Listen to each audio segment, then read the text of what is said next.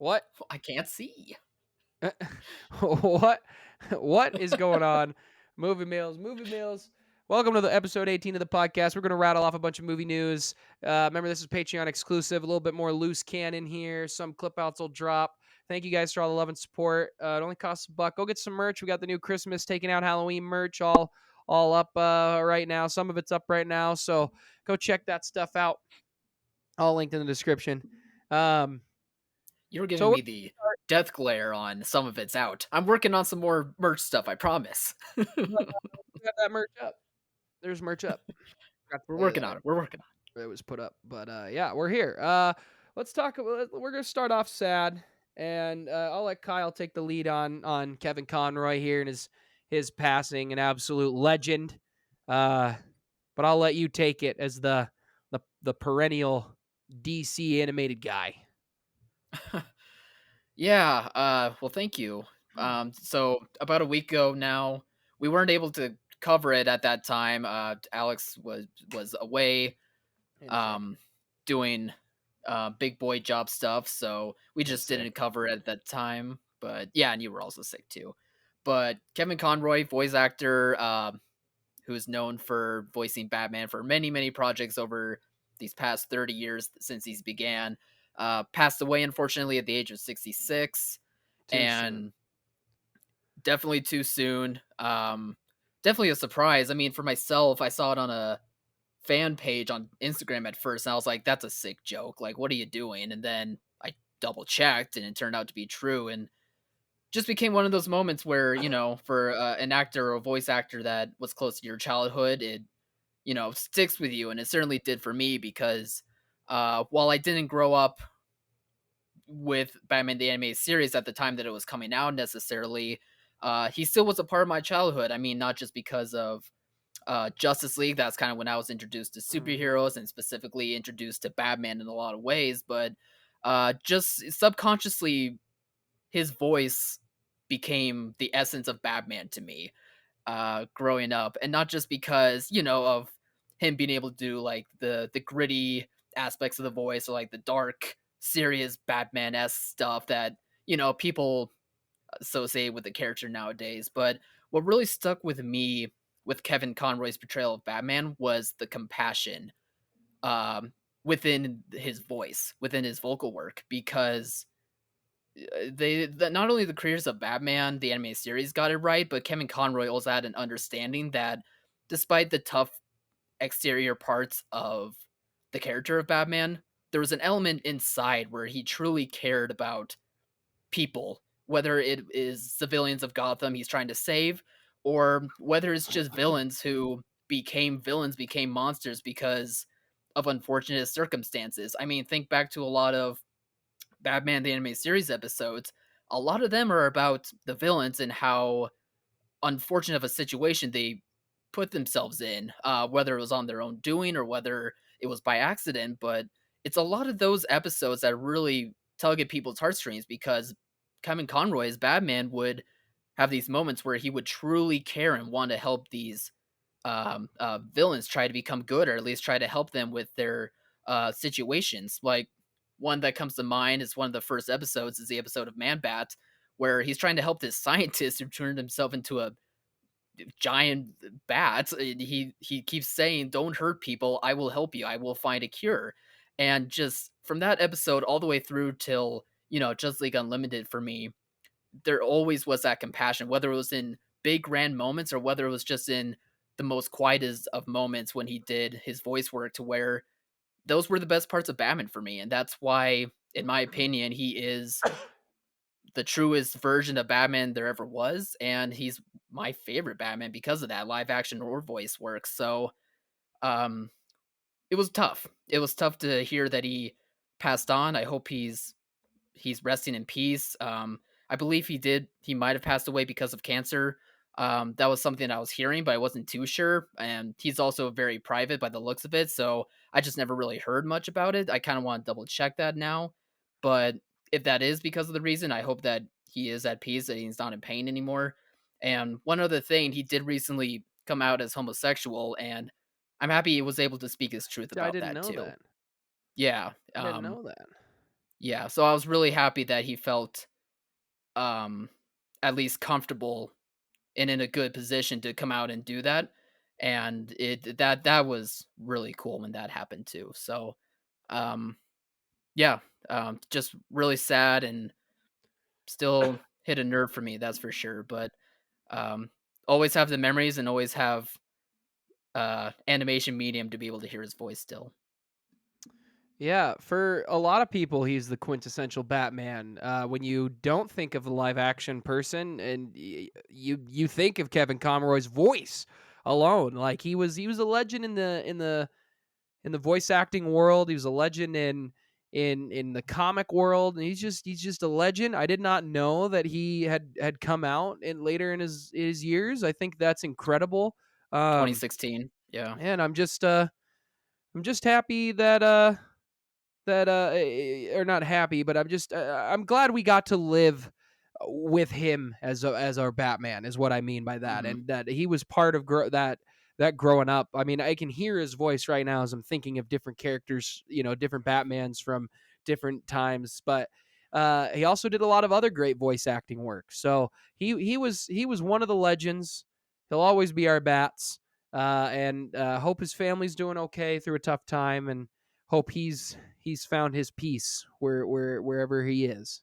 So yeah, all right, let's it's hard to transition out of that. No good segues. We wanted to start off the show with something that the most meaningful there, but now we'll switch to something that'll probably get me riled up. Jimmy Kimmel hosting the Oscars, and I'll get riled up because of Kyle's lack of care. Um, Yep, it's the true. Yeah, I'm not even think I'm gonna swing it to you. You don't watch the show anymore. You shouldn't have an opinion. So Fair enough. this is this is fantastic. Jimmy Kimmel's the best host they've had in years, and he is a good person to bring it in and to hopefully try to get the Oscars back to what it is. I think the Oscars are being smart, and I think they're trying to give up on the ratings idea that we need to expand and get ratings. I think they're just going with their show, and they're like, look, if people also forget, if you take away football, the Oscars is almost always one of the most watched programs on TV. But football makes it so much lower. They bring in numbers, and that's fine. Just put on the show. I want to laugh at celebrities' expenses. That's what I love it. I love the prestige. I love that it is 8,000 members of the Academy who are in that business voting. Do they get it wrong a lot? Yes. Are they snuck up and snobby? Yes. I love all that. I think it's a huge part of the Oscars. Every single business on the planet has this. They have some version of these awards and bonuses and things like that. So one's just glamorized. It's how Hollywood works. I love when movies that really deserve it, like Parasite, Moonlight, get a real chance to shine. So Mhm. I I'm here for it. I will let you speak if you truly want to speak on it. I hope that you're right in that they're not necessarily caring about the ratings, just make an entertaining show, and if people want to show up, they'll show up. But the hosting part of it just doesn't really interest me. It doesn't make or break the show. Well, I mean, I think it's better without it personally, but Did you watch in last terms year's? of Did you watch last no, year's Oscars? Oh, no. why don't go watch that one and tell me that it's better? Seriously, go watch all of last year's Oscars and then sit here and tell me it's better because it was not. It was horrifically bad. It was not like that first year where we were like, "Oh, this might actually work." No, it was very bad without a host. Or was Wasn't that 2 3 years was ago? that might have been 2 years ago. I think the last one had 3 hosts. Amy Horrible. Schumer was one of them. That's Um, right. They did have 3 hosts last year and it was better than that year before in the freaking hotel. okay. It just doesn't make or break it for me these days.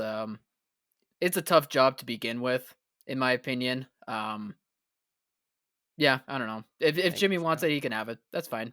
He'll do a good Good for job. Jim. Yeah, it's fine. All right. Next thing on our docket to talk about: Jonah Hill making a movie called Outcome with Keanu Reeves. I think this is cool. He made a little Netflix movie that I have not watched. I know he directed one episode of the Lakers show on HBO. That was a great show. Mhm. I loved his mid '90s show. I think this is interesting. Keanu's a cool actor to put with him. Sounds good to me. I love Jonah Hill. I think he's doing a good job.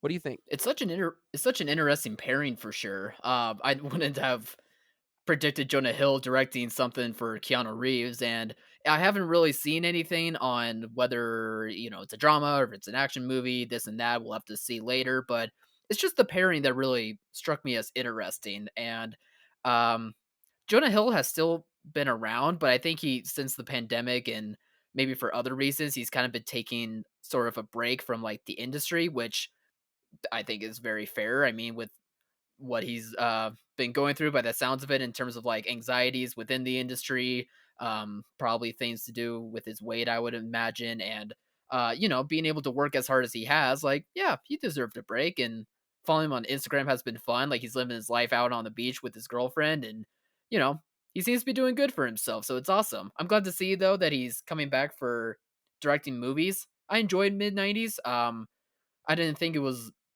the greatest directorial debut, but it still was a solid movie for what he was trying to achieve with it. And I'm just very curious to see what type of movie outcome is going to be. So glad that he's kind of coming back and he might be making it a cool project with Keanu. The way he was treated by people in Hollywood is horrific. So I'm glad that he's No, worked on himself. Good for him. yeah, for sure. Next up, Lin-Manuel Miranda is kind of the biggest name so far. I would argue that has been added to the Percy Jackson series. He's gonna play Hermes. I think this is great. Hermes in the books is a very interesting character. He's caring, but also not in a way. So I think that's a cool turn for him. He loves working with Disney. I'd love to see him. I love seeing him do more things. He has a funny cameo in the Weird Al movie that I just was Mm. dying laughing with. If you haven't seen that, go check that out. It's phenomenal. Um, but yeah, I think this is great. Great for Lynn. I love that he's continuing to get opportunities. And my guess is, he's a dad now, and he's got young kids. He probably wants to be in some of this kind of stuff where he's actually like live action as a big character. Hermes is a solid character, so I think this is great. Thoughts?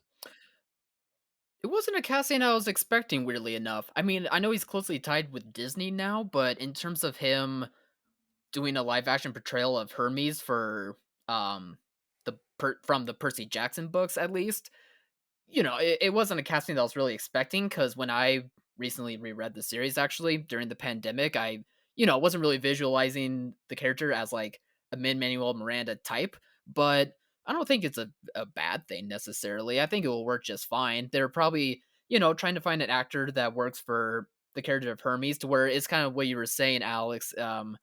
In that he's a nice enough god, but he also still has his inner demons that the rest of the gods have too, but he's at least like trying to be the most caring for his kids. So I think that could be interesting within that regard. But the one casting though for Percy Jackson that I wanted to be annoying about the most was Timothy Omenson from Psych and Gallivant was cast as Hades, and that just makes me excited. I really like the character of Hades. Not like a major character that's in throughout the books as much as I'd like, but every time like I would read him, especially with the character of Nico, there was always the most interesting parts of the stories, in my opinion. And I just really love Timothy Edmondson, the actor. So I just am very curious to see what he's going to do with the role of Hades. And I'm happy that after the stroke that he had a few years back, that he's been able to come back into the world of acting and still be a part of the industry. And this will be a good role to have, that's for sure. So good on him. That's the one I wanted to really mention the most. Wow, ridiculous. I don't even know who that is. Didn't watch Psych. All right, moving on. Dwayne Johnson, Chris Evans are apparently making product placement universe movies for Amazon. Who cares? Moving on. James Cameron is telling people, "Hey, if my movies don't work, I'm not gonna make any more." Well, let's hear what I said. If my movies, my 3 Avatar movies, 3 of them don't work, I'm done. I'm not gonna make any more. All right, Jim, you do what you want, my guy. His movie's gonna make $1 billion. They're going to make 2 more. They're all gonna make $1 billion because every single time since I have returned to the theater and that trailer has come up, everyone freaks out about it. Every person in the Oh, theater, I hear energy from it. I'm hearing it from the common people. I bring up Avatar to common people, and they're all like, I love that movie. The movie's awesome. You are paying for the experience of Jim Cameron changing the game. If he'll make 5 of these, good on him. Sure. I just hope the story improves from the first one, and I hope the technology is there, which it looks like it is. So, thoughts? it kind of made me chuckle. Not gonna lie, because it was for 10 plus years that we were hearing that he wanted to make 4 more of these movies. He wanted Avatar 2, 3, 4, and 5, and any day now, Avatar 2 is gonna come out, and then 10 years later, 10 plus years later, we're gearing up towards it. I still can't believe it's real. It feels like a fever dream, and as I watch this movie in theaters, it's still gonna feel like a fever dream that this movie is continuing on after all these years. But um, it does make me chuckle a little that after all this time, he's kind of saying this stuff, especially during like the press tour that's supposed to be happening with Avatar. That he's like, "Hey, people may not actually want to see these movies again." Which I'm kind of with you, Alex. I still think like they're gonna draw audiences in. I don't think they're gonna be breaking box office records like the first one did, but I still think they Wow. could draw in pretty good sized crowd to warrant like a third one, and then we'll see after that if it does warrant a third one anyway. But I don't know. I mean, I do love James Cameron. I wouldn't mind seeing him do other stuff besides the Avatar movies, but I am excited for Avatar 2 now just because I want to see how much was improved from the first one. I want to see, a story that is better crafted than the first one was, and I'm just Lies. wanting him to kind of impress me again. So Lies. I'm ready for it, but it just made me chuckle that after all this time, he's like, "Oh, it's possible that people may not want these movies, but we'll see. We'll Lies. let the box office speak for itself." You looked at that trailer and went, I can see everything. It's not too dark. I can see. That's why you're excited, you old man. Yeah, Um, yeah. I think this movie will be a huge success financially. Will it be as great as Avatar? No, because it's hard to beat the highest grossing film of all time. That hmm Star Wars barely beat, or not even Star Wars. It was Star Wars, I thought, beat it for, or was close, and then Endgame beat it for like 3 weeks, and then they re released it some overseas, and boom, there you go. Yeah. Back in the number one spot. So Do it'll you be, have a I think, box up office there. estimate No, but I out of wouldn't be curiosity? shocked if by the end of its run, it's top 10 all time. And to me, that's a record breaking phenomenal achievement. I Yeah. do think it could hit the 2 billion mark, which only a handful of movies have done. I think the energy is there. I think people want to Wow. see what this is next. So I think it's very possible. I would not be rolling over shocked. I think this movie will do gangbusters this Christmas. I think it will break. I think it's in line to possibly break some of them Star Wars records, Mm. which makes me In sad. terms of in terms of opening, or Both. is that what you mean? Well, yeah, Both? December opening is what I mean with Star Wars, but yes. Gotcha. Gotcha. Yeah. Okay, cool. Speaking of Star Wars, Sean Levy's apparently doing a Star Wars project. There were all the rumors that new Bob came in and was like, Kathy, stop announcing stuff, which I think is just untrue. I don't think that was ever legitimate, and it just wasn't true. I don't think high executives told her to stop doing that because she keeps announcing stuff. Sean Levy has directed a couple episodes of Stranger Things. Every season, he's directed 2 episodes. He made the Adam Project, which I liked but didn't love. I thought was Mhm. very ambitious, but I really liked. It lacked its story, but the visuals were there. And he made Free Guy, and Free Guy I think was fantastic. I think Free Guy is underrated. It was very funny, very good story. I thought it was great. Um, him making Star Wars, I don't know if it'll happen. So, I think he's an okay director to bring in. Give him something cool. I know he can do the effects, but I'd be more nervous of what the story will be that he will do. So yeah. You got any thoughts? Well, Sounds it's like a just no. frustrating, man. Like we were just having a big conversation about how it's good that they're not going to announce more projects, that they keep doing this same routine over and over again, and that this might all be put to bed. and then they do it again, and it's like we should have seen it coming, but of course it's annoying that it happened again anyway. So I just what stock could I possibly take into it if I know the routine already? Like, okay, you pick the director that's like kind of the most popular for a Star Wars project, and then it'll go away. Will it go away? Will it won't go away? Like it, I don't know. There's not too much stock I can say into it. And Sean Levy isn't really a director that like I get excited if I hear that he's attached to a project. He's a fine director, like Alex was saying. He does have good credentials, and he does, he Night at the has. Museum 1, 2, and 3.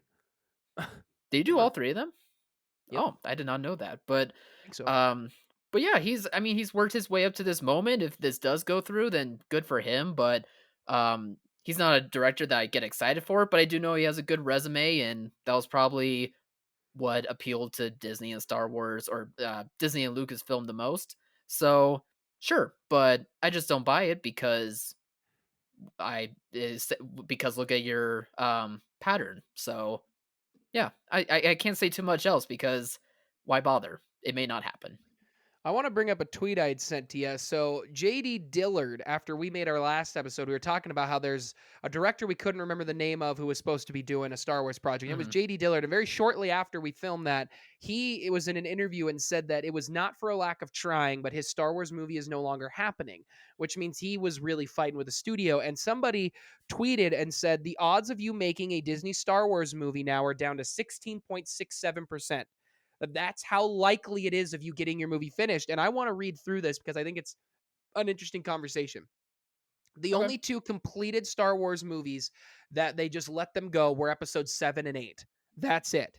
Everything else did not complete Disney Star Wars. Gareth Edwards' Rogue One was written and reshot by Tony Gilroy, which was a success, though, I think. I think that's a success because I think Rogue One is fantastic. Josh Yeah. Trank was supposed to do a Boba Fett show or a Boba Fett movie. It did not happen and then slowly became a show eventually. Phil Lord and Chris Miller were supposed to do Solo before they were fired and reshot by Ron Howard, which I still think ended up being a success. Most people disagree, but I don't. Colin Trevorrow was supposed to do Duel of the Fates. It was rewritten by J.J. Abrams and Chris Terrio, and then gave us one of the worst things in the history of the world. Stephen Daldry was supposed to do an Obi-Wan Kenobi movie, which then got moved to Deborah Chow as a show, which also went through development hell.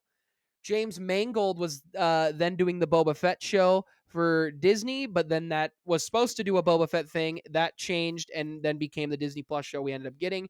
Benioff and Weiss from Game of Thrones were supposed to do a prequel trilogy that was canceled because, Kathy was like, your season 8 was horrible. You're the worst writers I've ever seen, which is just completely untrue. And if you believe that, you don't understand writing. And Patty Jenkins was supposed to do Rogue Squadron, which has been out indefinitely. J.D. Dillard was apparently supposed to do a movie. And then there at the very bottom of this list says Rian Johnson has an untitled trilogy that's never going to happen. Now the rumors are Taika Waititi's movie might not happen, that Kevin Feige's movie might not happen. So this is ridiculous. It's idiotic. Yes, it And is. it doesn't make much sense. Look, Sean Levy coming in to do Star Wars sounds great. The only things I think are actually going to happen are these shows that John and Dave are doing. We know Ahsoka's coming. Acolyte's about to start filming. That's going to come out. Mandalorian comes out in February. We know we're getting those, but we're getting Skeleton Crew. It sounds like that is actually moving forward because Jon Favreau in an interview said that characters in Mandalorian and other shows will cross with characters in the Skeleton Crew, which makes me think they're going to either introduce Jude Law early or it'll just be a side character in one episode of Mandalorian that then has a bigger role or whatever. Um, Yeah. and all that's fine, but that tells me it's happening. But we need Star Wars back in the theater. And Mhm. the only thing right now that I truly feel is the most not likely, but the thing I think is actually might happen is Damon Lindelof's apparently secret writer's room where he's working on a Star Wars movie. That's the only thing Oh, I can think is the closest thing to happening. And I didn't even rattle that off. But the yeah, I percentage of almost forgot making about that, it. We only the only Yeah, reason I sorry. think it's him over everybody else, JD Dillard, no respect, but he's a much smaller filmmaker. And I think he knows that. He knows that he's hasn't made massive projects. Sean Levy has, but have they been massively critically successful? Some have, and some have not. But Damon Lindelof is killing it with his writing, and I think he is the perfect person to take on a project for Star Wars. But we need to go back to the theater. The magic has died. Andor is doing everything it can to keep the magic alive and say, here's how good Star Wars can truly be. It's the best Star Wars since the original trilogy to me. And I think they've had more successes Disney than they have had misses. I am also an optimistic person, but As you they've can tell. missed when they have missed, I think they've missed horrifically bad.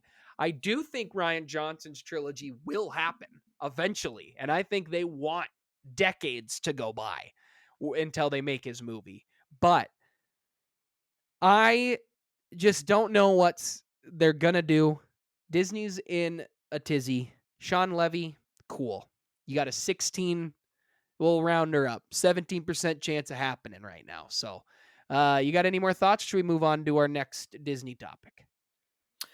Nope, it's just a constant cycle. We know what the constant cycle is. We'll wait for the news where he's out of the project and the next big hot name in directing comes in. So, yeah, Yeah. that's all we can do. All right. Other news is it confirmed that they are going to be doing an Indiana Jones show, or is it something Disney's looking at doing, or is it just a rumor? It's not a rumor. It came from the deadlines and the varieties. They're probably about to start developing it, if I had to guess, Okay. but they probably also want to make sure that Indiana Jones 5 is an actual hit, so that way they can Sure. pretty much be gun ho and say that an Indiana Jones Disney Plus show is going to happen. So if they're That's doing a how I Disney read it. Plus show, this tells me one of a couple things here.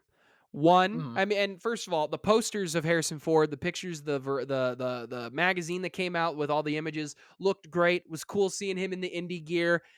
Man, Harrison's getting up there. Definitely was an old indie, but Yeah. looked great.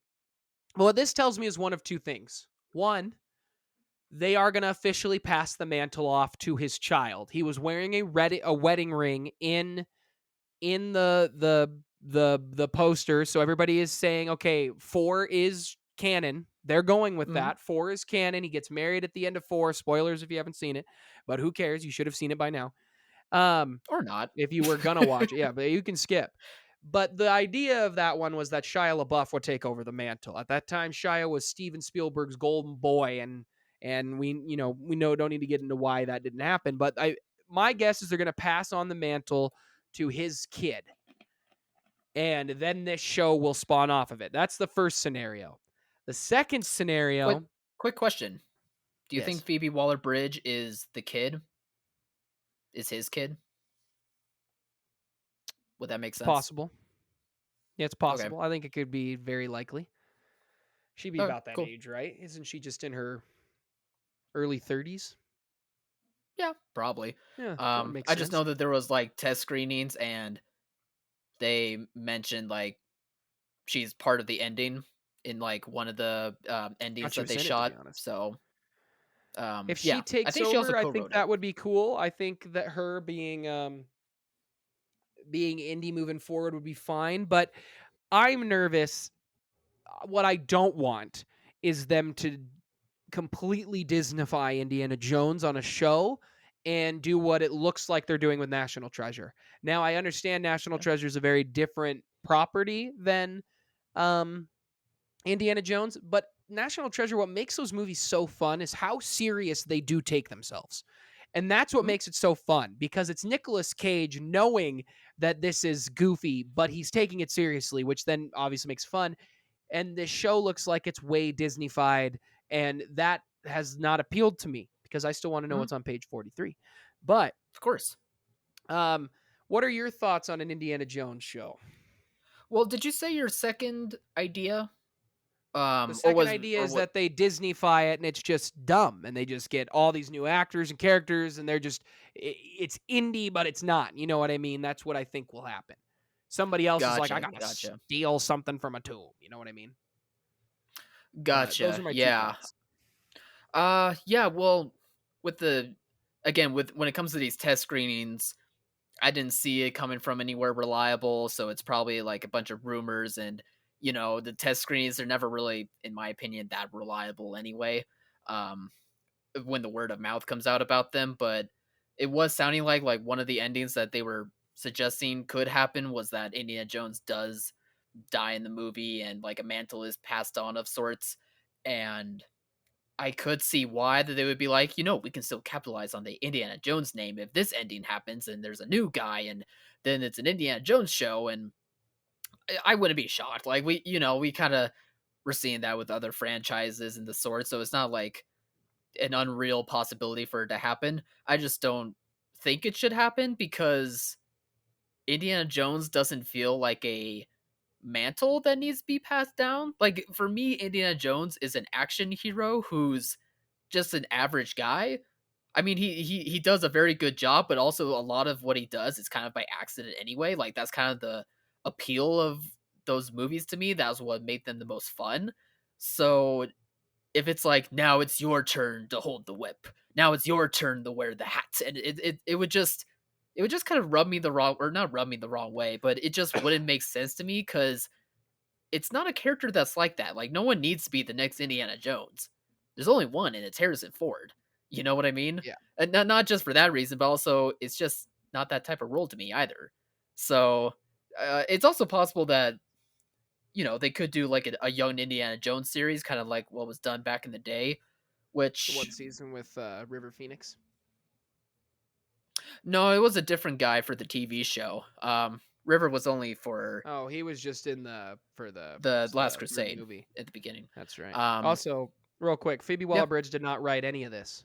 Not a lick. Oh, I thought I heard she did. Okay, No, it's the cool. same writers that have been working with James Mangold. So the two guys who did Ford versus Ferrari, who have done Edge Mm, of Tomorrow. So those are good movies. I'll take those. yeah, for sure.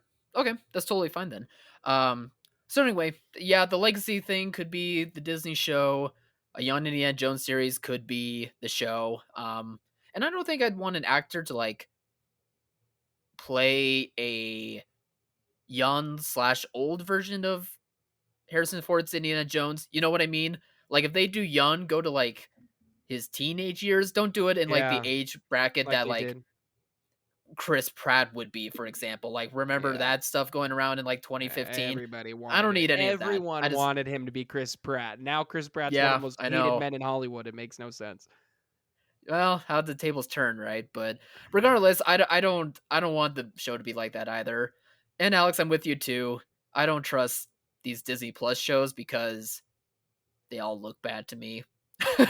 Aside from Yeah, Andor. honestly, So, outside of most of, Marvel's had some hit or misses, I think, for most people, but Marvel's made some good shows and Star Wars has made some good shows with Mandalorian and Andor, but most of anything that's not that is not good.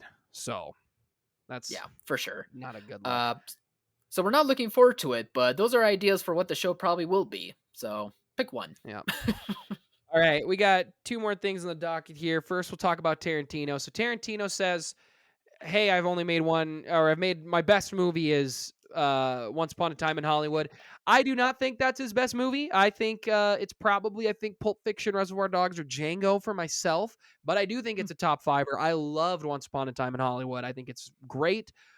He's also going to be, apparently his next project's an 8-episode series. We don't know what of, but um, very curious if this will count against his movie number because he's only going to make 10 movies, which means he only has one left that he says he's going to make. I doubt that this would count and he's going to do this as a side thing and then make another movie another time. But I want to talk about that and then his decades comment. But first, before we get to the decades, what are your thoughts on him saying that's his best movie and his 8-episode thing he's making?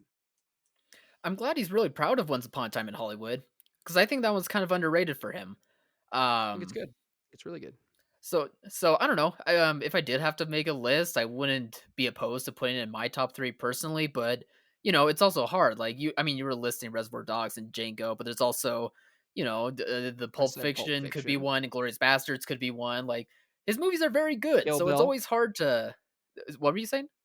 Kill Bill, Yeah, exactly. Like you could, how can you make a list, right? It's just hard to do it for his The Hateful Eight. um resume. So But I feel like it's a more underrated movie, and I really liked it. It felt like weirdly his more personal movie, um, which I kind of appreciated over time. So good on him. I'm glad that he really adores that one. So the other thing he said is that he thinks we are living in the worst era of movies. And he said, along with the 80s and the 50s, this is the worst. But he said the 80s and 50s. So to me, that rings decades. So in Sure. my brain, I believe he's talking about the 2010s to now, because I think we're in 2022. I think it's too early to call that we would be in a horrible decade now because we've only been in 2 years, almost three. If he's just saying that the 2010s and on have been bad, I don't know. I think that's, I mean, obviously it comes down to personal take. There's some great movies in the 80s and 50s, but Mhm. there's also been great movies now. And I know there's been so much director talk of, like, what do you think of MCU and everything? And let's take all those out of it. Let's take Star Wars, MCU, DC out of it. I can rattle off tons of movies that are phenomenal that I think definitely make it hard to not have that as a thought, to be honest. I'm thinking Moonlight, Parasite, La La Land, I think was fantastic. Whiplash. I'm sticking with the same directors. Birdman is phenomenal. Birdman came out in Yeah, what, 2010, 11? Like all those 13, movies. 12 or 13. Yeah. Yeah. Yeah, I'm thinking of Arrival, phenomenal film. Prisoners, phenomenal film. Like there's a lot of movies that have been really good that I don't know. What are your thoughts on this? Well, I'm gonna put Marvel, DC, and the Star Warses and the all those back into play because No. I think what from and this might be me putting myself into the words that he's saying, but I felt like he's talking about the consumption of movies and entertainment has become the worst it's been.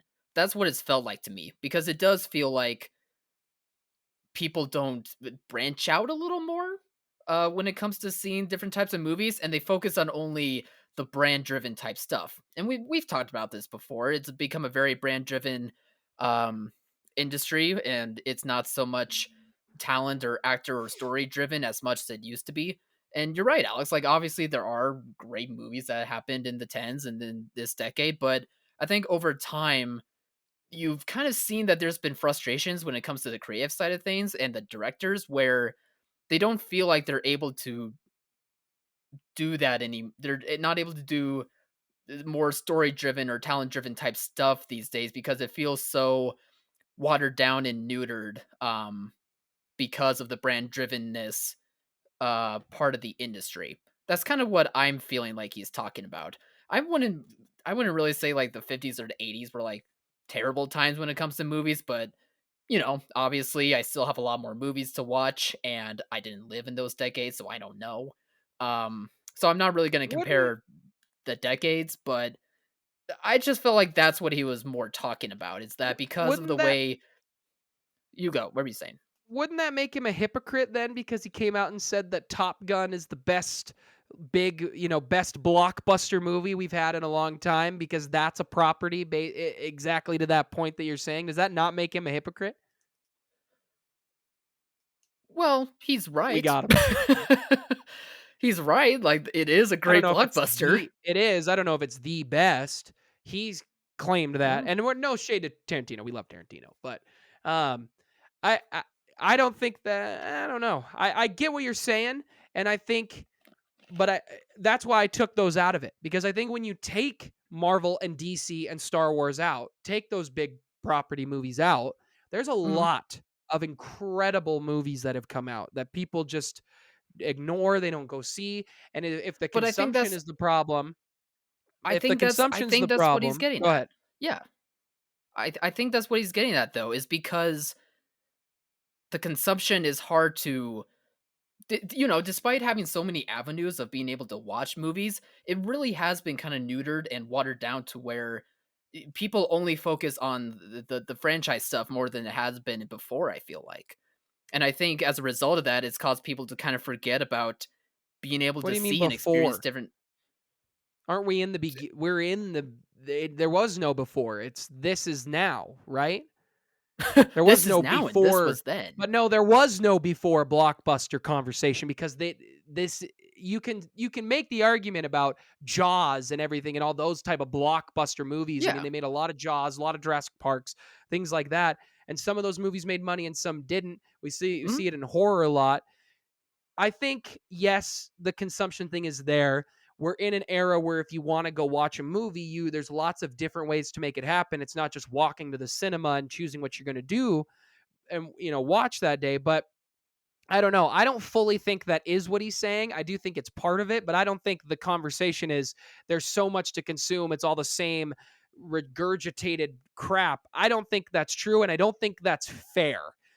Because I think if you bring Marvel and Star Wars and DC back into it, I don't think the Batman is the same regurgitated stuff. I don't think Civil War or not Civil War, Winter Soldier is the same regurgitated type of superhero movie.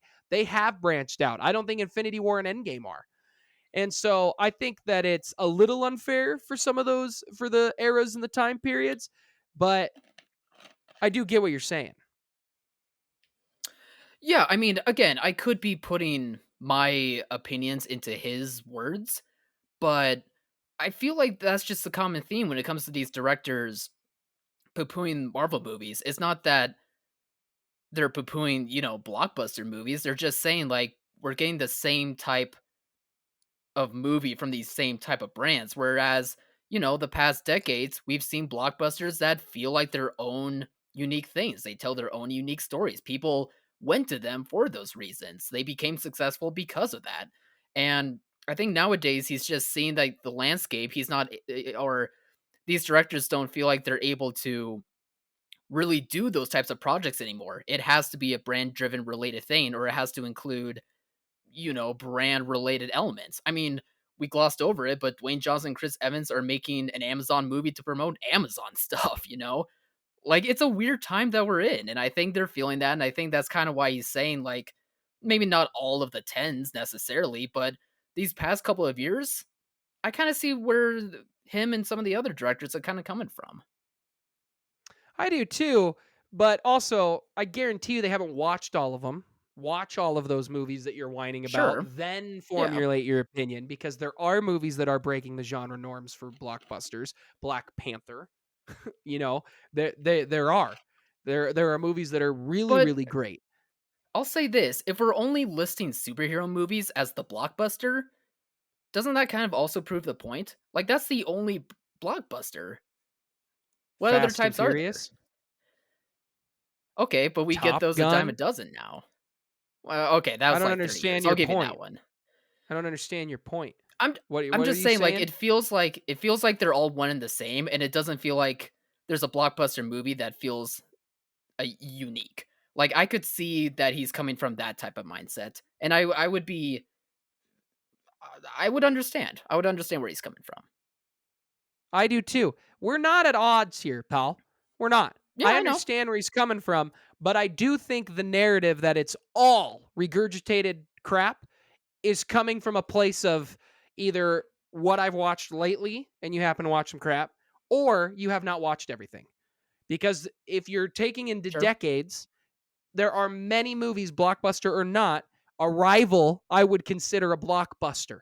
Dune, a blockbuster. And Dune Mhm. did not make a ton of money.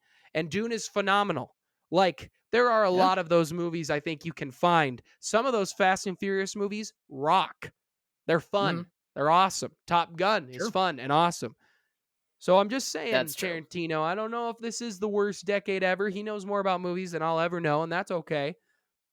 But there's also I see where he's coming from with you? 100%. I can see where he's coming from. Do I also see that he's old and probably hasn't watched all these movies? Yes, and that's part of the way that the world works. The old guard will then whine about what the new kids like. The new kids like these blockbusters. I've been whining about some of the crappy Cartoon Network shows for decades. They didn't make them. They don't make them like they used to.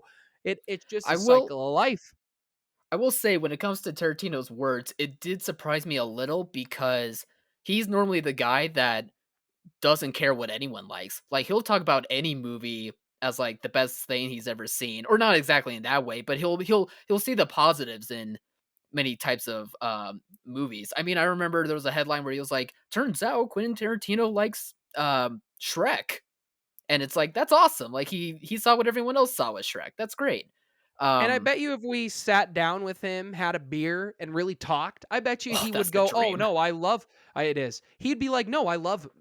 Just for an example, I don't know if it's true, but like Moonlight and Parasite and all these movies, and he's probably gonna Yeah. sit there and tell you things he's like, and then I'd be like, "Hey, what if?" And then I'd make something up. What if I told you there was a movie about an alien who comes down, he snaps half a life away? That's called Marvel, pal. Give it a watch. You know what I mean? Like, let's give things a try here. And I bet you he doesn't mean any malice or anything, but it was an interesting conversation that confused me because I didn't understand if he meant the decades or not. Because I don't know if we are in the worst decade. We very well might be. I haven't studied enough of the past, probably past the 70s. I've watched a lot of 90s, 80s, and 70s movies, but I can't speak to the 50s. The 80s was a bit of a dip. There are some banger movies in the 80s.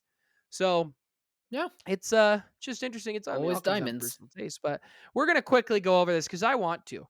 We're gonna talk real quick, All spend the right. last 15 minutes here, talk about DC and what we think their plan should be. Because I got an idea. So apparently, the one guy who's with James Gunn, because that's who he is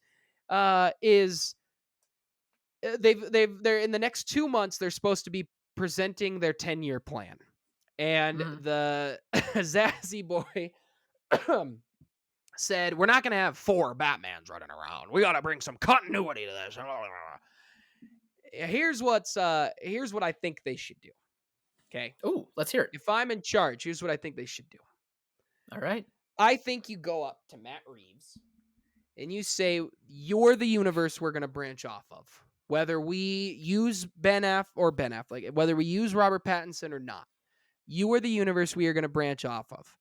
I think you still release The Flash. And I'm not talking in an Ezra Miller. We're not getting into that. We're talking just as a creative head in the movie. I think The Flash is going to retcon a lot of things, and I think it's going to reset the universe. Just so fans of the DCU that somehow got Warner Brothers to make Zack Snyder's movie for them will be cool, calm, and collected. They'll get an ending. It'll wrap up.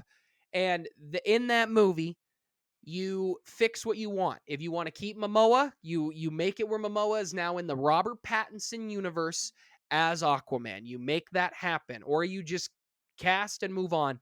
But you use Matt Reeves as the entry point. You let Matt Reeves make his 3 movies with Robert Pattinson, a trilogy, and you only, this is what I would do, you only do post-credit scenes to tease something that would not set up anything in his trilogy. That's it. So his trilogy is his. After the credits, there's maybe a scene for one little thing that might set up something later. When those 3 movies end, you can make whatever you want based off of those scenes. And if you somehow convince Robert Pattinson to come back, you do. And if you don't, you do go with the 2 Batman motto, but you let it be a Robin or something who's taken up the mantle, and you're like, "This is our Batman," but you don't recast Robert Pattinson. He's hung up the cape. You know what I mean? Because that isn't, that's one Batman to me. So that's my plan. That's what I would do. You run it through Matt Reeves. You let him make his trilogy. You just drop a little thing here and there, and then you go off. Let James Wan's movie come out. Let The Flash come out. The last whatever. I think those are the only 2 they've got on the docket for Shazam and everything. I think you just weave that in post Yeah, credit scene. you But could do that. that's all I do. I think you just let the Flash retcon it all and say, okay, Shazam was sucked in. Now he's in this universe with Robert Pattinson, whatever. But Cool. Cool. what do you think? Uh, s- so would you want the 3 Batman movies to be released immediately, or do you want those to be like at the forefront and then all the other characters come later, or do you want to do like one Batman, a Superman You could movie, for do movies in example? the middle. Yeah, you could do movies somewhere else, but I just I say you let I want Matt Reeves to make a trilogy that is untouched, and I don't want it DCEU modified. I don't, outside of a credit scene is all you can do. No more. I don't want him teaming up with Jason Momoa's Aquaman. yet. If they Mhm. somehow weave that in for a fourth thing or whatever, go for it. I think the model that DC tried to do of doing Justice League first was a good idea that didn't work. I don't think you do that again, but that's my thought. Or you just say screw it. We're going to make whatever we want to make and then we'll figure it out along the way, Mhm. but thoughts. Okay. I kind of like that you still want to play like kind of the loose game with it. That you kind of want the at least when it comes to Batman movies to be their own standalone entities. And maybe that's what you want with the rest of the movies as well. Is kind of what it sounds like. Um, I'm kind of in the same boat too. Although I do not want to rush a Justice League movie again. I don't I want don't us want to. that. No, I'm just saying for me. This is for me. I'm not saying Yeah, that I this is say for you you. don't do it. No Justice League. You got to build up to it, not start at it. Oh, for sure. And I wouldn't start at it. I'd wait a good while, but to do that, I would have us, continue on with Batman as is, like you were saying, just let it be its own thing. Don't make any connections. But I would also do that for the next Superman movie. I would let Superman feel like Superman again and have its own standalone movie. And I would want to do that for Aquaman with Jason Momoa. I wouldn't mind seeing Gal Gadot come back as Wonder Woman, to be honest. If there is a I recasting for wouldn't either. her, which I don't think you would really need to. I know the last one wasn't great, but I think she'd still find the role and she would still be wanting to continue on with it. So I would do another one with her in like modern day this time and not do it in like, the decades like they were doing prior, and then probably recast Flash. Maybe have another Flash movie. Um, and this time, don't worry about doing Flashpoint stuff again. Don't go that big. Just make a Flash movie and let me know the character of Flash. Um, and then, like you're saying, I don't want Easter eggs. I don't need post credit scenes. I don't need it to have like these connective tissues that interweave. Let them be their own standalone things. Let them feel like their own movies, like the Batman did. And then once the Justice League movie comes, just have them all have a circumstance where they meet and come together. We don't need connective tissues. We don't need end credit scenes where they walk out of the shadows and go, "You and I, we need to talk about something." Don't do that. Don't do that. Go with the Justice League anime series model where, hey, someone brought us together at the beginning of this thing. Now we got to work together. And hey, it worked out. Let's do this next time. Fine by me. I just like feeling like these movies can be their own individual thing and then come together. We don't need it to be explained. We don't need movies to connect everything. Just set it up well in the beginning and we'll be fine. We'll be fine. Yeah, but Do I sound like an executive head or what? they have they have to make, right? The pitch is that they are going to make a universe, a connective universe as big as Marvel. That's the point, that they're going to build a roadmap for a 10-year plan of movies that are connected. Here's the other option that I think you go with, and I think this is honestly the more likely. And I hope, in ways, I think it's the most likely. I Mhm. say, if I'm James Gunn, I come out with a press conference and I say, thank you to everyone who has been a part of the DCU, was or wasn't, Ben Affleck, Henry Cavill, Amy Adams, everyone, even as you thank everyone. And you say from this Amy point Adams, on, Gal Gadot, Ezra Miller. yeah, but you do. You thank everyone and you say, what Yep. you did is incredible, but here's what our plan is. From this point on, the Batman is the beginning of the new DCEU. Everything that has come before that, everything you have seen, no longer exists. None of it. Yep. If the next movies come out, Aquaman 2 is connected to that old world, Shazam is going to be connected to that old world, that is okay. Those were finished before this, but from now on in production timelines, the Batman is the DCEU. We have made deals with Henry Cavill to return. We would love to bring other actors back, and we may do that. This is my press conference. We may do Yes. that. Yes. Mhm. You need, as a fan base, to move on. There will be a new iteration. Everything is from now on the Batman on. And I think Mhm. that is the best way to handle this. And you just say, look, enjoy Shazam. Hey, we can bring Shazam back. We're going to bring Shazam back. We love those first two movies we've made. but it is now going to be in this universe. We're just going to throw him in there in what we think is a creative story, and we just want you to know that you just need to come along with us. This is how it's going to be. I think that's the best way you do it. I agree with you because of the transparency aspect that needs to happen. If you do, however you do it, if you do like a press conference or a panel or whatever the hell it's gonna be, you can't play this loosey goosey game of like, ooh, what's in canon, what's in timeline? We don't know. Do you know? No, no, don't do that. Stop doing that. That's been a mess forever. For all the movies, good and bad, it's been a mess. Like you're saying, hey, starting forward, this is the direction that we're taking. This is the beginning of that. Everything else is not canon with what's to come. Shazam can be included in there, but that's it. That's it. Nothing else. We want Man of Steel, Shazam and we BVS. want the Batman. Yeah, And Henry that's Cavill's it. coming back. No Henry Cavill's more. coming back. That's it. Except Jason Momoa can come back and Gal Gadot, we like you too. No Ezra Miller. But then that's it. No Get one out else of gets here. in the club. And Ray Fisher, you can come back because we really got to make amends. Please do. Well, yeah, he did get the short end of the stick. That was a mess entirely. That's how you fix it. Gotta move. You can fix it. You can move on from it, but you have to be transparent about it. You can't play that loosey goosey game no more that we're all loosey-goosey. tired of. And there is a part of me that is a little hesitant about making the Batman that just feels so precious and amazing, like part of like, cinematic universe type thing. But if they focus on how Batman was made and they do it for like Superman, where it feels like its own thing, like and with the likes of Wonder Woman and Flash and Green Lantern, there could be potential and it could lead towards a Justice League movie one day. But just I don't want to hear like a 10-year plan or anything. Give me like 5 movies that you have planned. Oh, they're going to give you And a just 10-year make those plan. 5 movies in their own light. Get storytellers such as the Mad Reeveses. Don't get, hired hands.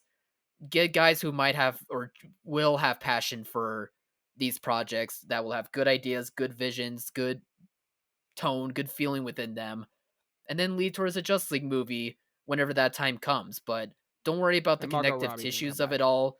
Don't worry about the Easter eggs. Oh yeah, her true. And him and her and but anyway, Literally everybody can come back. That's fine. my point is Easter eggs and post credit scenes, that can be Marvel's thing. You can set up like a team up movie without doing all that stuff, and you still will have the same successes, I feel like. That's what I want to see from this. Just make good movies. That's what matters at the end of the day, too. Yeah. All right, guys. What'd you think? Comment below. Let us know. Remember to like, subscribe, share. Yeah. And as always, thanks for watching, Mom. See you guys.